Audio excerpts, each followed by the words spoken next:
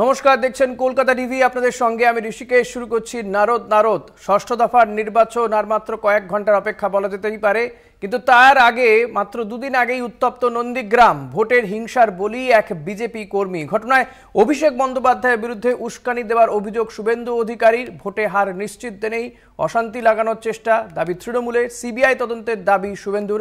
আবার বিজেপির একটা অংশ বলছেন মমতা বন্দ্যোপাধ্যায় উস্কানির জন্য এই ঘটনা ঘটেছে। সব মিলিয়ে আজ খবরের শিরোনামে নন্দীগ্রাম। দেখব একটি প্রতিবেদন।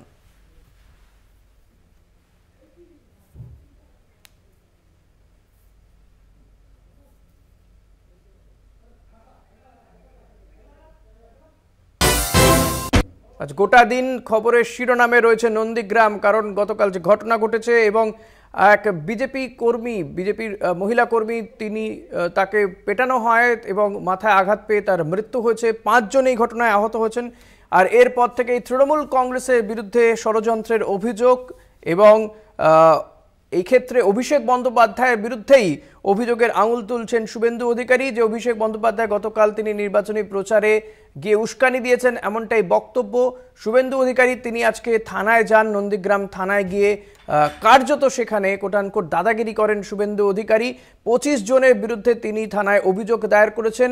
এই ঘটনা যদি যথাযথ তদন্ত না হয় তাহলে সিবিআই তদন্তেরও দাবি জানিয়েছেন বিরোধী দলনেতা শুভেন্দু অধিকারী। সব মিলিয়ে কিন্তু নন্দীগ্রামের পরিস্থিতি যথেষ্টই ঘোরালো এবং নির্বাচনের আগে এই পরিস্থিতি, যখন শুভেন্দু অধিকারী এই ধরনের অভিযোগ করছেন, তখন তৃণমূল কংগ্রেসের পক্ষ থেকে বলা হচ্ছে যে হার নিশ্চিত জেনেই শুভেন্দু অধিকারী এই ধরনের ঘটনা রচনা করেছেন। অর্থাৎ বিজেপিরই গোষ্ঠীদ্বন্দ্বের জেরে খুন হতে হয়েছে এক মহিলাকে এবং এই ঘটনার পেছনে শুভেন্দু অধিকারীর হাত রয়েছে। গোটা বিষয়টি নিয়েই দেখা যাচ্ছে পাল্টা অভিযোগ রয়েছে। আজ আমাদের সঙ্গে যারা রয়েছেন তাদের সঙ্গে আপনাদের আলাপ করে দিই। আমাদের সঙ্গে রয়েছেন তৃণমূলের পক্ষ থেকে দেবরূপ মিদ্যা, আপনাকে স্বাগত জানাবো। রয়েছেন বিজেপি নেতা কনিষ্ক পান্ডা। কনিষ্কদা, আপনাকেও স্বাগত জানাবো আমাদের এই অনুষ্ঠানে। আমি প্রথমেই কনিষ্কদা আপনার কাছে আসবো, যে আপনারা বলছেন যে এই ঘটনার পেছনে তৃণমূলের চক্রান্ত রয়েছে। পাল্টা তৃণমূল দাবি করছে যে আপনাদেরই গোষ্ঠীদ্বন্দ্বের জেরে আজ উত্তপ্ত নন্দীগ্রাম। সেখানে একজনের প্রাণ চলে গেল, 5 জন আহত, হাসপাতালে রয়েছেন তারা। লাঠিচার্জ, পুলিশে গিয়ে থানায় গিয়ে দেখলাম শুভেন্দু অধিকারী কার্যত কোটানকোট দাদাগিরি করলেন। তিনি এফআইআর করেছেন। 25 জনের বিরুদ্ধে সিবিআই তদন্তের দাবি জানাচ্ছেন।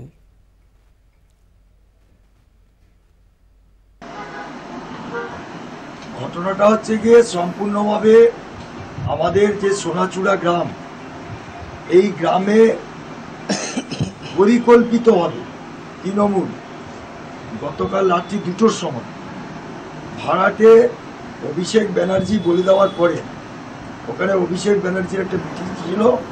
সেই মিটিংয়ে উনি ডাইরেক্ট বলেছেন যে কোনো দাদা বা কাউকে ভয় করার দরকার নেই, প্রশাসনকে ভয় করার দরকার নেই। আপনারা সরাসরি বিজেপির বিরুদ্ধে আপনাদের রান্নার খন্তি, বটি এবং আপনার খন্তি নিয়ে আপনারা অ্যাটাক করুন। এটা পরিষ্কার উনি মাইকে উইট করছেন এবং যা হবে তিনি দেখে নেবেন।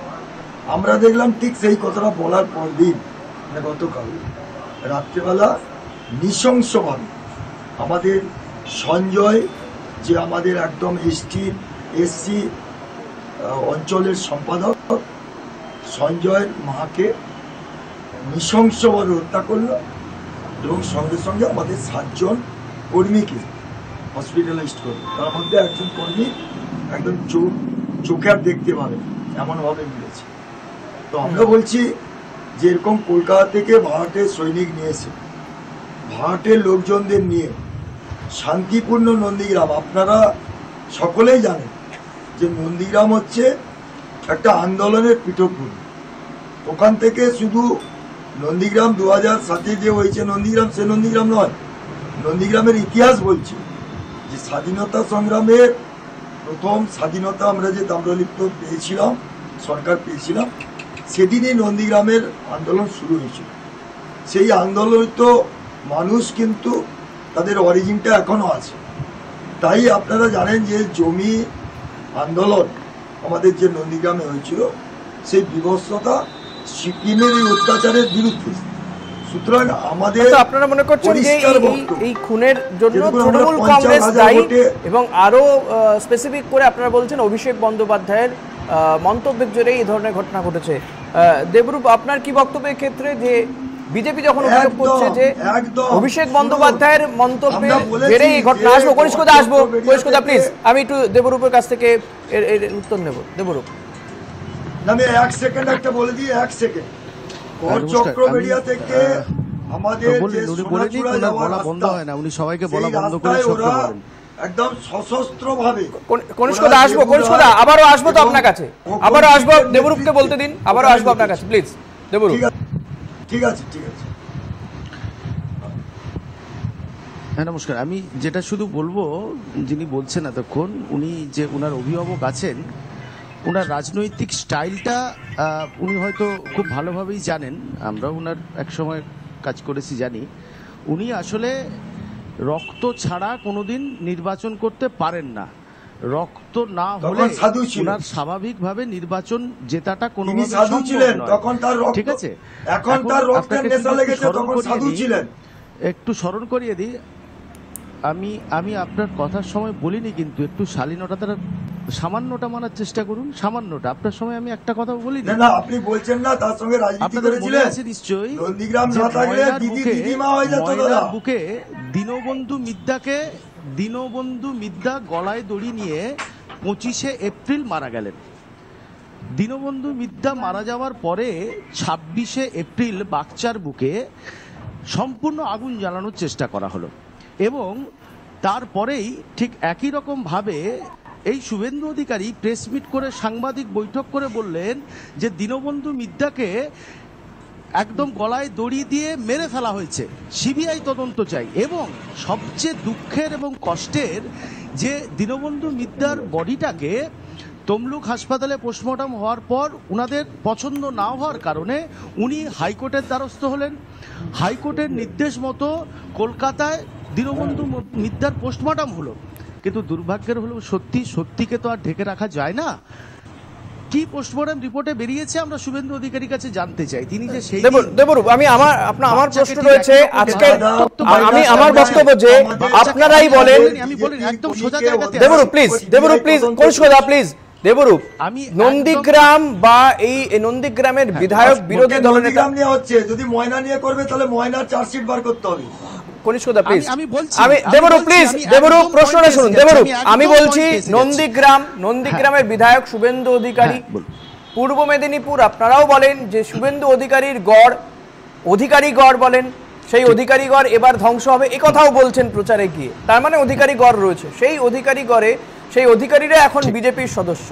তাহলে একজন বিজেপির সদস্য হওয়া লোকজন তারা বিজেপির এই কর্মীদেরকে হত্যা করবে, এটা কেন করবে বলে আপনাদের মনে হচ্ছে? তাতে তাদের কি ফায়দা হবে, তাই না? আপনারা তো বলছেন বিজেপি গোষ্ঠীদ্বন্দ্বের জেরে।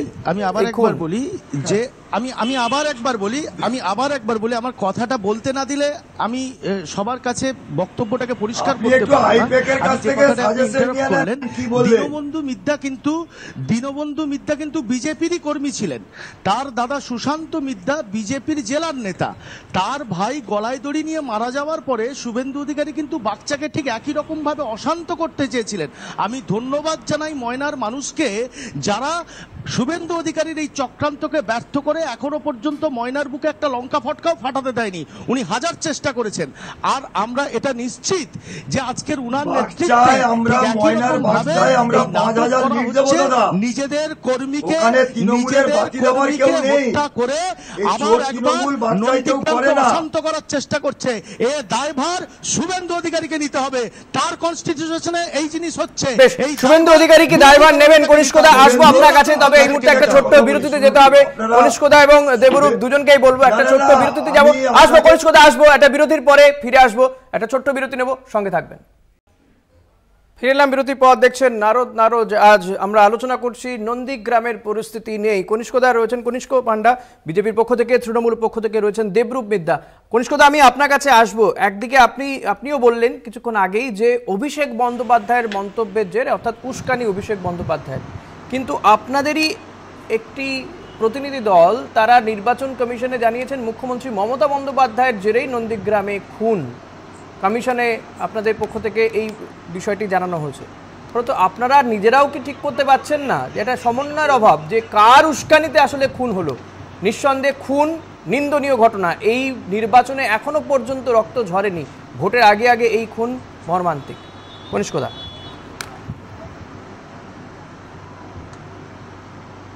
ঘটনাটা হচ্ছে পার্টিটা হচ্ছে প্রাইভেট লিমিটেড, মমতা ব্যানার্জি এবং অভিষেক ব্যানার্জির এটা একটা রেজিস্ট্রেশন করা আছে। এটা তো রাজনৈতিক দল নয়, এটি একটি প্রাইভেট কোম্পানি। সেই কোম্পানির head of the department Mamata Banerjee, তার বিরুদ্ধে বলা হয়েছে। তো ঘটনাটা যেটা দাঁড়াচ্ছে সেটা হচ্ছে এই যে বলছেন না যে শুভেন্দু শুভেন্দু শুভেন্দু শুভেন্দু, ব্যাপারটা হচ্ছে তৃণমূলরা শুভেন্দু ফোবিয়ায় ভুগছে। রাত্রেবেলা ঘুম ভেঙে যাচ্ছে মমতা ব্যানার্জি শুভেন্দু নিয়ে। ব্যাপারটা যে শুভেন্দু যখন শুভেন্দুবাবু যখন 2020 সালে ছিলেন, যখন তিনি গেলেন 20 সালের ডিসেম্বরে, তার আগে উনার পা ধরলেন, হাত ধরলেন, তৃণমূল করো বাবা, তৃণমূল করো, তুমি ছাড়া তৃণমূল চলবে না। সৌগত রায়, অভিষেক ব্যানার্জি, পিকেল লোক, আলিপুর অফিসে কত ভাবে করলেন। রাজনৈতিক দলের নেতা নেত্রীর একটা দল বদল করতে গেলে দল সেটা তো করবেই, সেটাই তো করা উচিত, তাই না? আজকে আপনার দলের থেকে কেউ যদি অন্য দলে চলে যায়, আপনিও সেটাই তো করবেন, তাই তো? না না, আমাদের তো মঙ্গল গ্রহ থেকে লোক এসে বিজেপিতে আসবে না। ব্যাপারটা হচ্ছে বিজেপি বলুন, সিপিএম যে গেল, সিপিএম গেল কেন? সিপিএম এর লোকরাই তৃণমূলে এলো, তাই তো সিপিএম গেল। নইলে তো মঙ্গল লোক থেকে আসবে না, যে গ্রহ থেকে লোককে নিয়ে এসে করবে। এখানকার লোকেই যারা তৃণমূল করতো, যারা এই তৃণমূলের চুরিকে সমর্থন করে না, যারা দিদির চটি মনে করে মাটির ঘরকে। দেখুন, আপনি আজকে বলছেন শুভেন্দু অধিকারী যখন তৃণমূলে ছিল তখন তৃণমূলই বলতো শুভেন্দু অধিকারী তাদের গুরুত্বপূর্ণ নেতা। আজকে বিজেপিতে রয়েছে, আপনারা বলছেন গুরুত্বপূর্ণ নেতা। যখন তৃণমূলে ছিল আপনারাই আপনাদের সদর দপ্তর থেকে ভিডিও পোস্ট করে দেখিয়েছিলেন যে শুভেন্দু অধিকারী নারদে কিভাবে টাকা নিয়েছে। ফলত এটা তো চলতেই থাকবে না, এই বিষয়গুলো অভিযোগ পাল্টা অভিযোগ চলবে। কিন্তু এখানে একজনের প্রাণ চলে গেল ভোটের আগে আগে, এটা অনেক বেশি গুরুত্বপূর্ণ। আমি নারদাটা বলি না, নারদাটা বলে দিই, আপনি একটু শুনে রাখুন। আপনাদেরও জানা উচিত, আপনাদেরও সঞ্চালনার কাজ করছেন, আরো জানা দরকার। নারদার কেসে প্রত্যেকে সুপ্রিম কোর্ট অব্দি গেছিল, একমাত্র শুভেন্দু বাবুর কেসকে রিজেক্ট করেছে, বাকি সকলের কেসকে জামিন দেয়নি। কেন? শুভেন্দু বাবুর নারদার কেসে কোনো প্রমাণ পাওয়া যায়নি, এবং ববি হাকিম নিজে স্বীকার করেছে যে নারদার কেসে অভিষেক ব্যানার্জি একদম চক্রান্ত করে ফাঁসানো হয়েছে। দাদা, ভিডিওতে যা দেখা গেছে সবাই দেখেছেন। যাই হোক, আজকে আমার নারদা বিষয় না, আপনি বললেন তাই বললাম। আমার বক্তব্য যে একজনের প্রাণ চলে গেল, সেটা যে দলেরই হোক, নন্দীগ্রামে ভোটের আগে মানুষ তো একটা আতঙ্কের মধ্যে থাকবে। আমি কনিষ্কদা, মানুষের বিষয়টি নিয়ে ভাবুন। নন্দীগ্রামের যে পরিস্থিতি, আপনি এলাকার মানুষ, আমি বলছি যে এই যে আমরা দেখলাম শুভেন্দু অধিকারী তিনি থানায় গিয়ে কার্যত সেখানে দাদাগিরি করলেন, এটাকে আপনি সমর্থন করছেন? পুলিশ প্রশাসন তাহলে কাজ করবে কিভাবে? দাদাগিরি করেনি তো, দাদাগিরি করবে কেন? শুনুন, একজন মহিলা স্ত্রী মারা গেলে, একজন কর্মকর্তার মা মারা গেলে, তিনার মা আমারও মা, যা আমিও তো বলছি যে মারা যাবে কেন, এই ঘটনাটা কেন ঘটবে? আমরা একটা পরিবার, সেই পরিবারের যদি কোনো মা যায়, তৃণমূল করিয়েছে সংঘবদ্ধভাবে। আমরা তো স্পেসিফিক তৃণমূলের নাম দিচ্ছি, শুনে রাখুন, লিখে রাখুন। আমরা যাদের নামে ডায়েরি করেছি 25 জনের নামে ডায়েরি করেছি। তার মধ্যে দেবু রায় আছে, তার মধ্যে খোকন সিট আছে, আব্দুল মান্নান আছে, শেখ সোফিয়ান আছে। বেশ, এত 25 জনের নাম আমাকে বলতে হবে না, এতটা সময় নেই। আমি দেবরূপ আপনার কাছে আসবো। যেভাবে পরিস্থিতি উত্তপ্ত হচ্ছে, তাহলে তো মানুষ তো আতঙ্কিত হয়ে যাবেন যে ভোটের দিন যাবে, ভোট দিতে যাবেন কি করে? কনিষ্কদা প্লিজ, সময় খুবই কম আমাদের, আমি আসবো আবারও যদি সময় থাকে। দেবরূপ, আমরা একটা জিনিস বলতে পারি, তৃণমূল, আমি আপনার সংবাদ মাধ্যমের মাধ্যমে একটা জিনিস আপনাদেরকে বলতে পারি, ময়না চক্রান্ত ব্যর্থ হয়েছে, গোটা ময়না বাচ্চা শান্ত আছে। আমাদের নন্দীগ্রামের মানুষ, আরে আপনি ময়না কেন বলছেন? ভরসা আছে। আপনি কাঁথিতেই বলুন, কাতির ভাজা চাউলি, যে কাতির সুনিয়া, মধ্যে দিয়ে কাতির নামলিয়া, নেতা অভিষেক বন্দ্যোপাধ্যায় জেলার হয়েছে, সুতাহাটা, হলদিয়া, কোথায় বলবেন আপনি? তো পান দিয়ে ছেড়েছে নাকি? পা চাটাটা একটু বন্ধ করুন না, পা চাটাটা বন্ধ করুন না, একটু চুপ করুন না। আমি বলিনি, কেন চিৎকার করছেন? কনিষ্কদা একটু বলতে দিন, দেবরূপকে বলতে দিন। আমি তো আপনার কাছে আসছি, আপনি আনইন্টারাপ্টেড বলছেন। দেবরূপ বলুন। কনিষ্কদা প্লিজ, কনিষ্কদা প্লিজ বলতে দিন, আপনার কাছে কিন্তু আমি যাচ্ছি। কেন এরকম বলছেন? দেবরূপ বলুন। আমি দেবরূপ যেটা জানতে চাইছি, ভোটের দিন তো মানুষ আতঙ্কিত হয়ে থাকবেন, যে ছবি আমরা দেখতে পাচ্ছি। এরকম ভাবেই আমরা নন্দীগ্রামের সমগ্র মানুষের কাছে, নন্দীগ্রামের জনগণের কাছে আমরা করজোরে অনুরোধ করছি, এই প্রলোভনে, এই প্ররোচনায় কোনোভাবেই পা দেবেন না। এরাই সন্দেশখালীর নায়ক। খালির মেয়েদেরকে নিয়ে এই শুভেন্দু অধিকারী বিভিন্ন জায়গায় বাড়িতে বাড়িতে প্রচারে গিয়েছিল। খালির প্যাকেট যখন খালি হয়ে গেছে, এখন নতুন করে একটা বডি নিয়ে, একটা লাশ নিয়ে আবার একবার নন্দীগ্রামকে অশান্ত করে নির্বাচনী বৈতরণী পার হওয়ার চেষ্টা করছে। আমার দৃঢ় বিশ্বাস, নন্দীগ্রামের মানুষ এবার সংগঠনে লোডশেডিং করে যেভাবে জিতেছিল, লোডশেডিং করে চুরি করে যেভাবে আমাদের মুখ্যমন্ত্রীকে হারিয়েছিল, তার যোগ্য জবাব এখনো পর্যন্ত হাইকোর্টের বিচারক। বেশ বেশ, আজকে আর সময় নেই কনিষ্কদা এবং দেবরূপ, আজকে আর সময় নেই। আমাদের এই নারদ অনুষ্ঠান শেষ করতে হবে। আপনাদের দুজনকে ধন্যবাদ জানাবো, অনেক অনেক ধন্যবাদ আপনাদেরকে সময় দেওয়ার জন্য। ধন্যবাদ দর্শকদেরকেও। নিঃসন্দেহে নন্দীগ্রামের এই ছবি আশা করব পুলিশ প্রশাসন গোটা পরিস্থিতি নিয়ন্ত্রণে আনবে এবং যারা ওই মহিলাকে খুন করেছে দোষীদের গ্রেপ্তার করবে পুলিশ, এবং ভোটের দিন যেন কোনো অশান্তি না হয়, এটা রেখেই আমাদের এই আশা রেখে আমাদের আজকের এই অনুষ্ঠান এখানে শেষ করছি। দেখতে থাকুন কলকাতা টিভি, রাত দিন 7 দিন।